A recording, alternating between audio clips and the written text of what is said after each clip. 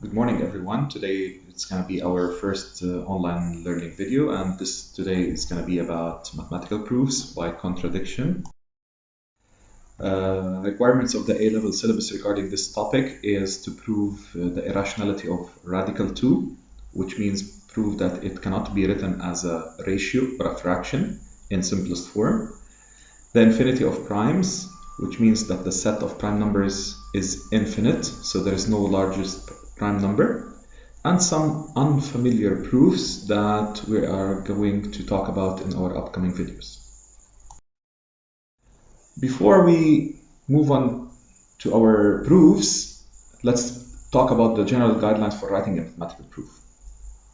First of all, we have to state any information or assumptions that we have used. We don't take it for granted. We have to show every step of the proof clearly. So we have to have a series of steps which are connected logically. We don't skip steps in there. Every step should be mentioned. All the possible values must be covered, or all the possible scenarios must be covered. This relates to proof by exhaustion, but also relates to other forms of proof. A very important thing is to conclude every proof with a statement of proof that sums up all your workings and logical steps. The first proof that we're required to talk about under proof by contradiction is one of the most beautiful proofs that took some time for someone to discover, is the square root of 2 being irrational. Now, you know, if you put square root of 2 on the calculator, you're gonna get a very random number. It starts by 1.41, but then it continues with random decimals. And if the calculator can show more digits, you're gonna see that this randomness is gonna continue. So, if we look at it, actually radical 2 is irrational. But how to prove it? This is done by contradiction. And contradiction says that you need to start by assuming the opposite. So you assume that radical 2 is rational in this case.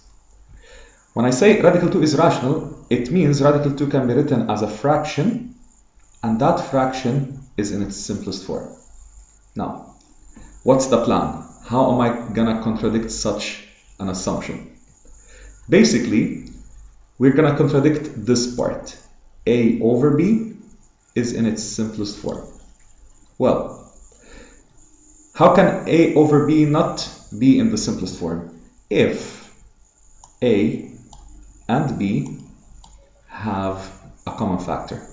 And in this case, we're going to prove them even, which means that they will have a common factor of 2. So, before we move on to our proof, I will remind you of our assumption. Radical 2 is equal to A over B. It's going to be useful in the coming parts. Okay. Alright. So we said radical 2 is equal to A over B. If we square both sides, we get 2 equals A squared over B squared, and then we get A squared is equal to 2B squared, and thus we can say that A squared is even. How come? Because it's equal to a number multiplied by 2. So when any number multiplied by 2 is even, however, or whatever that number is. From there, we can say that A is also even. That's very important. How come I can say that A is even if A squared is even?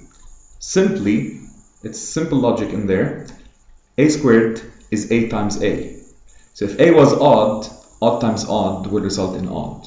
So A has to be even for A squared to be even. Moving on, we proved in the previous part, so now our job is to prove that B is even after proving that A is even.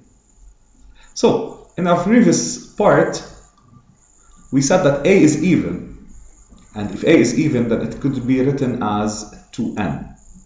Whatever n is, just something times 2 means a number is even. If we substitute that into the equation A equals 2B squared, which we came across in the previous step, we get this. 2n all squared is equal to 2b squared. If we simplify, we're going to get that b squared is equal to 2n squared, and therefore b squared is even, and in the same manner b is also even. So what have I done so far? I've proved that a is even and b is even. So what is left for me is the contradiction. Since both a and b are even, it means that they can be both divided by 2. And that tells me that the fraction a over b is not simplest form. And here's the contradiction. This is the statement of proof that we mentioned in the beginning.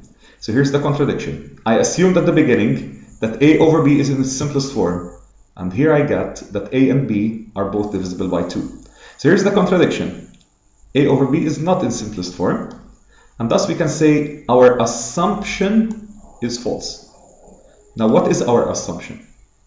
To start with, our assumption was that radical 2 is rational. So if my assumption is false, then radical 2 is irrational. And that concludes the proof by contradiction for radical 2 being irrational.